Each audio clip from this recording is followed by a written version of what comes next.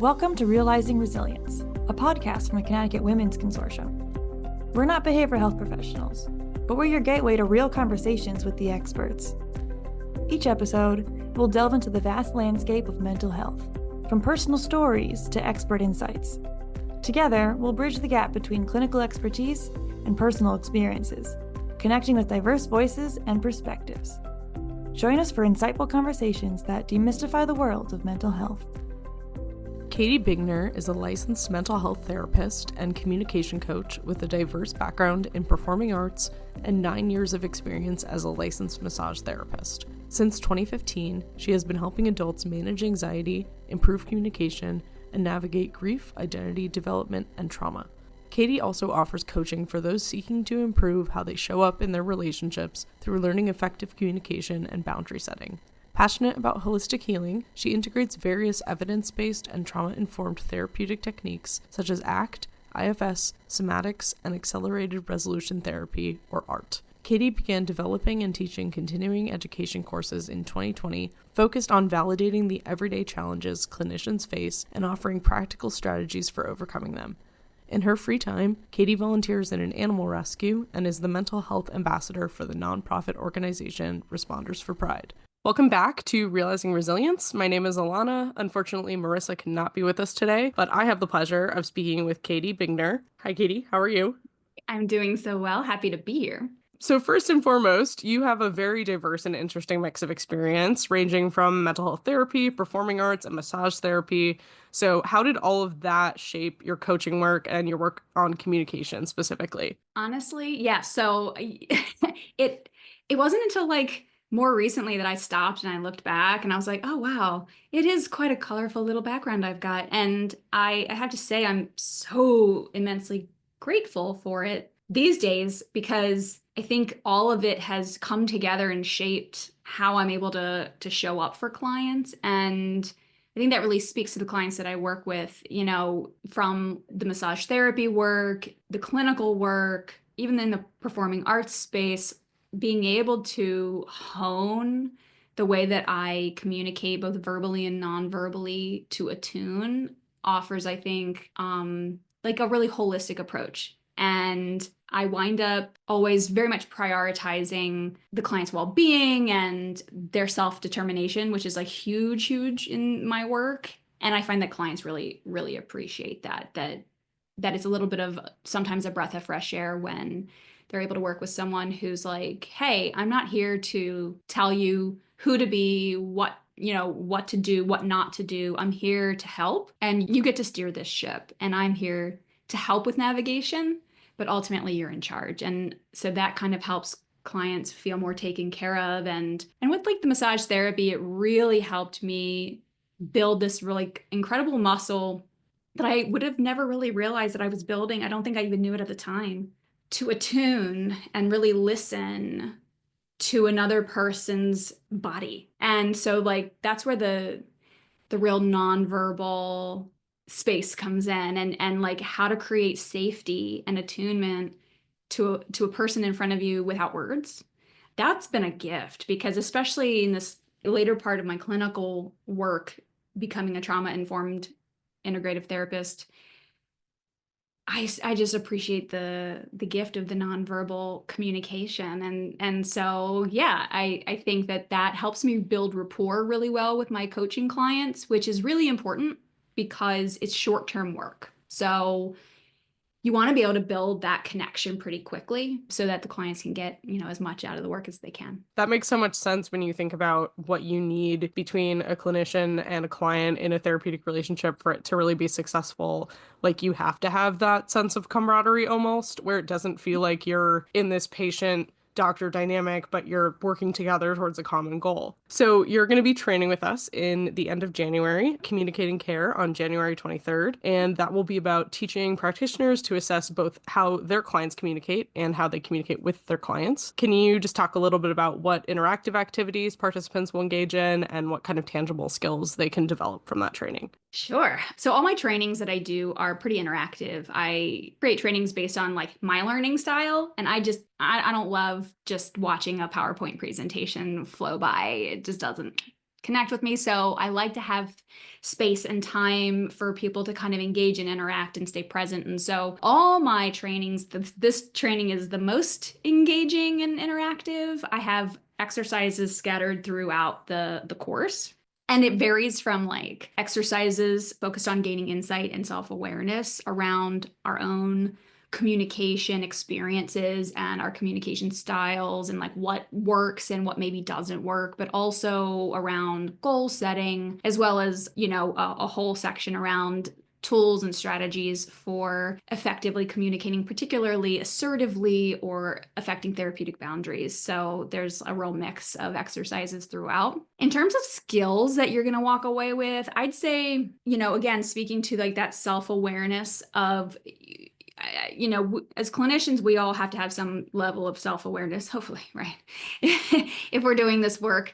But I also believe that we need to be constantly working that muscle. We're always changing. So we need to be kind of keeping our thumb on the pulse of how we're doing and what's happening inside of us. So really strengthening those skills around how to kind of stop and reflect inward and be like, okay, am I having a reaction to this client? Can I sense that? Can I feel that? And then also, am I communicating that? Is that probably obvious to the client based on, how I'm expressing on my face or the posture that I'm taking, or even like really audible breathing? It all communicates something. Another big element that I always like to send attendees away with is the emphasis around self-compassion. I believe so wholeheartedly that our work is some of the hardest work that people can do. And I don't think we get the credit that we deserve in that regard. But it's all really about recognizing that sometimes the communications that we have to engage in and navigate with our work can be really complicated, right? So complicated sometimes. And even for really seasoned communicators who feel really confident in how they communicate, we can get tripped up and we can kind of get stuck. And so it's this idea that we're doing our best. Yes, we will keep learning and honing our communication skills, but then also like letting go of this idea that we need to communicate perfectly all the time, and that our communication skills are also there to help us repair and mend when we do make mistakes, right? When we do trip and fall, letting that just be okay, and then leaning into the things that we know work to help us move through it. So that's a big takeaway that I always want people to sit with afterward and kind of see how we can bring a little bit more self-compassion to ourselves in this work. But then also, like I said, a lot of people are familiar with SMART goal setting, but we are going to do that specifically. And so if you're new to that or you just want to build your skills around that, we'll definitely be doing that.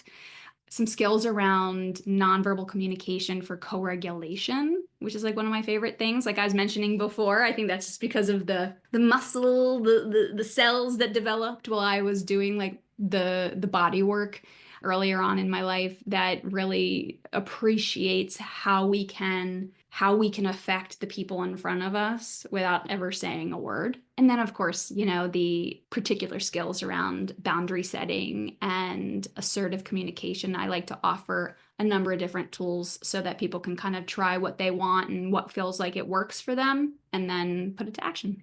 Awesome. I think people get a lot out of the interactive, especially with something like this. It makes so much more sense to practice in the moment rather than, how much can you really get out of a PowerPoint talking about communication when you could be communicating? You get it, Alana. So along the lines of, I think, communication that isn't quite as direct, your work talks a lot about how implicit bias, discrimination, and power dynamics might manifest in communication.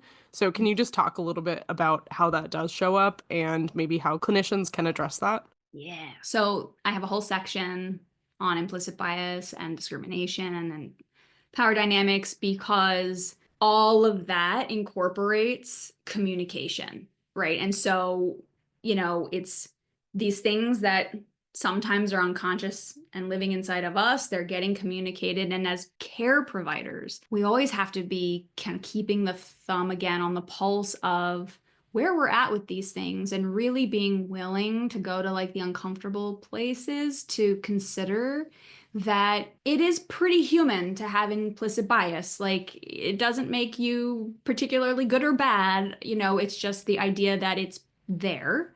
And the more we know about it, the more effective we can be in not just managing it and managing how we communicate with certain clients or patients, but how we can improve it, how we can reduce it in ourselves so that we can be the most effective, ethical clinicians that we can be. That is the profession that we've chosen to go into to help whomever shows up. And so that is a big, big part of doing that and fulfilling our duty. And so in the training, I highlight some of the research around that. Unfortunately, not a ton of research has been done around it, but what I've been able to find, I really like how they kind of frame it as like communication casualties. And they give these specific examples of how essentially the things that we might say or do can then result in our clients or patients feeling particularly uncomfortable or awkward or hurt, or that they're inappropriate kinds of comments. And so like anything from like the overt like scolding or judging, right? Like we know that's not care. We know that that's not sound care, but it happens all the time, right? Especially in certain parts of treatment, in certain like areas of different types of treatment. But we also need to focus on the things like that can happen that are much less overt, like sometimes you write misgendering or dead naming someone unintentionally, but we're not really working to change that. That's a problem. Unnecessarily commenting on a client or patient's body size or their hairstyle or their hair texture or their gender expression, or even using outdated terms like able-bodied or differently abled. These are things that really highlight that we're not staying on top of the evolution of, how to effectively communicate with our patients and clients to make sure that they are feeling cared for and that they feel safe in our care. So these are really important things that I know sometimes clinicians and just anybody can feel really resistant to or offended by. And that's okay. You can have those feelings. Like, I'm not here to police your feelings, but if we want to be effective, if we want to be ethical, and if we want to make sure that we are minimizing the capacity that we have to cause harm to people, then we're going to have to be willing to look at those things and make some adjustments in those areas. And then there's like nonverbal stuff like lack of eye contact and, turning our backs or moving toward the door if a client is still talking. Our tone of voice is so huge. Tone of voice is like a whole topic in and of itself, where we really want to be mindful, because I think a lot of times care providers feel like they say all the right things and can say all the right things, but how they say them is the problem. So it's just really complex. And it's a space in an area that needs ongoing conversation. And that's in part what I hope to do with, my different trainings that highlight this information, is to just continue having an ongoing conversation around how we communicate these things to the people who try to build trust in us to help them. And I liked how you said it doesn't make you good or bad necessarily. It's just part of our world, because I think that's something that can make people feel resistant, is that they feel like they're being accused or that they're inherently bad because of who they are and how they were born. But it's really like a skill that just needs to be worked on. Yeah, if we want to do this work, right? Like if you don't want to worry about this so much, you maybe want to consider a different line of work. But in caregiving, in the helping professions, it inherently needs to be driven by our desire to want to help those who show up asking for it. And so we want to try to be as skilled of helpers as we can be. So if we're having these blind spots that we're not really willing to look at, then that's going to cause some different types of problems. I mentioned before, our work is to help, but also to not do harm. And there's a lot of harm that can come from these experiences of communication. Clients and patients, again, based on the research, there's a number of different outcomes that are reported, including the undue stress that they have to deal with and the burden of having to try and change providers again and again and again, trying to find someone who feels like a safe person who will actually hear them and take care of them and help them care for themselves. But then it goes even further to, their health and well-being deteriorating, especially if they have something going on presently, some kind of condition that does need treatment. delaying or even avoiding future care is a big one, big consequence. And self-medicating is another example of, when people feel like they cannot get help from the providers that are available to them, then they're going to, I think, understandably resort to try and help themselves the best way that they can, which as care providers, we know isn't probably the best approach. But if you consider that they just cannot tolerate any more potential trauma from healthcare providers or mental health care providers, then it starts to make a lot more sense that they would turn to that space to try and help themselves through. Do you have any recommendations or resources for people who are interested in improving their communication skills outside of the training? Yeah, so I wanted to make sure and come like prepared with like some good little resources. And so I have two that I highly recommend. One, and I highlight this in the training, is the Harvard Implicit Association tests. And you can literally just Google it, or maybe Alana, you can put it in a link in the description box or whatever. Yeah, anything you mention, I'll link in Yeah, the description. perfect. But yes, the Harvard Implicit Association tests offer a really wide range of self-assessments.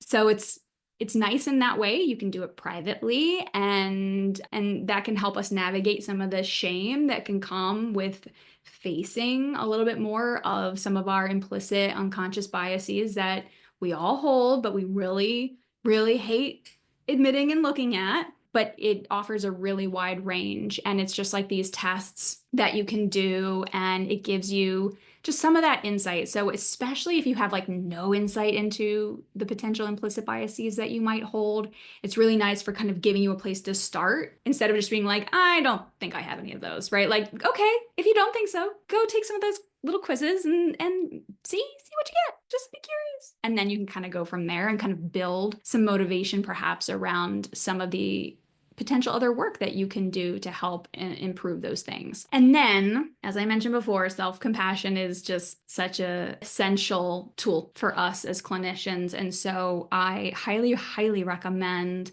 Kristen Neff's work, but in particular, her self-compassion for caregivers mantra. And I actually have it. I brought it. Can I share it? Yeah, absolutely. Kristen Neff, by the way, she runs self-compassion.org.